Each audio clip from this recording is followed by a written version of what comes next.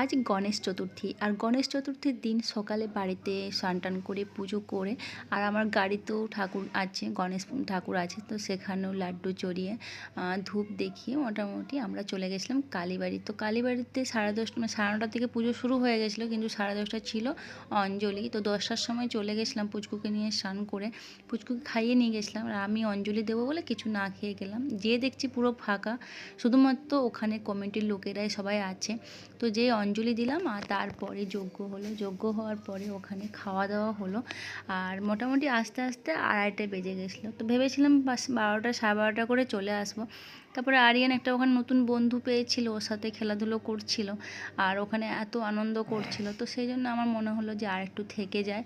আস্তে আস্তে লোকজনও আসছিল, অনেক ভিড় বাড়ছিল আর অনেক পরিচিতরা আসছিল, তাদের সঙ্গে গল্প করছিলাম। তো এই সবের মধ্যে মোটামুটি গণেশ চতুর্থীটা ভালোভাবেই কেটে গেল। তো